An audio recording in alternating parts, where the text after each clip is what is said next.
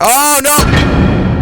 Alright, let's just imagine this case right here, where instead of a 45-year-old 737-200 cargo, we are right now close to the island of Oahu in Hawaii, above the Pacific Ocean. That's why it's so damn dark, and you can see some city lights in the background. And well, yeah, it's just in the middle of the night. That's why it's so damn dark, indeed. Haven't mentioned the night part, right? So what is the worst that could happen right now? Yes, a dual engine failure, which has, by the way, just happened here indeed.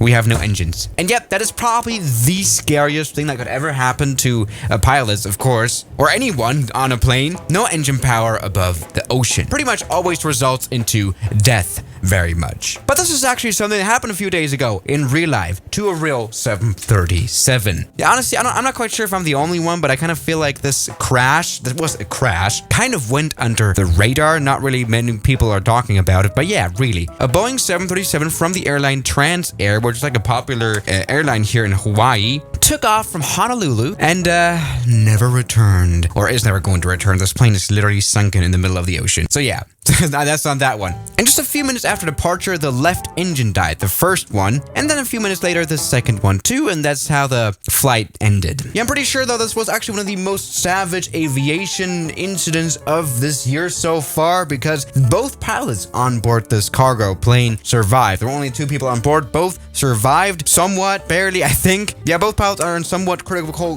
condition or something, I'm not quite sure. And this was actually footage from the news. This is one of the pilots who has just ditched a 737 into the Pacific Ocean successfully. That is quite something. I mean, we do not have any footage at all of this landing, of course. This happened quite offshore, of course, a few miles. Both pilots were evacuated by the Coast Guard helicopters. The thing is, this is the only footage of the crash site that there is. I cannot really find out where any aircraft would be, honestly. I think maybe the wreckage would be here, or maybe this is a boat. This is really hard to somewhat analyze this footage that we do have here from the Coast Guard.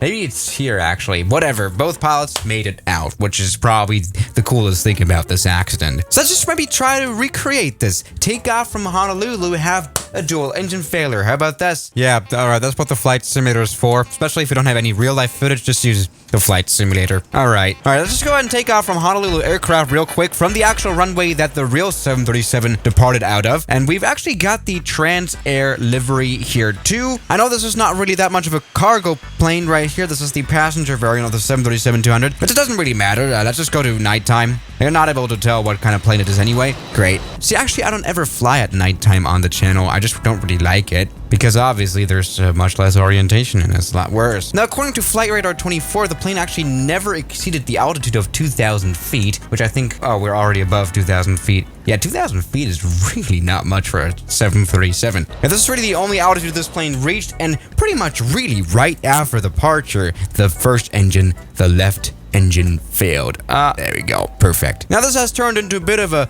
trouble here, indeed. So of course the first instinct of a pilot is to return back to the airport. So the pilots on board the 737-200 here also performed a right turn. And actually they were getting closer and closer to the ocean. They were, at around 1,800 feet. Again, not much, but this is just very bad. All right, let's return back to the airport, honestly. Damn, this is why I hate flying at night, especially VFR flying at night. Hand flying above the ocean. I cannot see anything. And we're actually quite well recreating the flight path right now, trying to get this plane back to the damn land. Which, by the way, all the way over there. Oh my god, this would have been very scary. I can see the runway lights though, so there's maybe hope. As long as the other engine still stays alive, which it won't. Great. And well, so far this is looking quite promising. We're looking quite good here, but then, haha, let's kill the second engine too. Great. And this is probably the most hopeless thing ever, because we're definitely not going to make it back, are we? Alright, so, time for a water landing. Oh, no! Whoa, I did not see that one coming. That went faster than I thought. God damn it. Yeah, we have officially crashed and died into the ocean now. Great. Damn, that's probably one of the craziest emergency landings that ever happened. I didn't even manage to recreate it properly. God damn it. I mean, we're in the ocean now. Taking a look at what it would have looked like at daytime. We're actually a little bit closer to the coast than the real plane was. It was around here, which sounds a lot scarier even. Holy moly. In the middle of the damn night. How did they do it? God damn it. And of course, we have an official ATC recording here too. I like how the Honolulu Tower was actually advising that the trucks are rolling, as in the fire trucks, because, you know, the pilot was already getting ready for like a very hefty emergency landing. There we go. And this radio call here shows here that the pilot was already quite sure that this was going to be a landing in the middle of the ocean. You want to let the Coast Guard know as well. Yeah. Great. Yeah, I mean, they both survived, so that's interesting.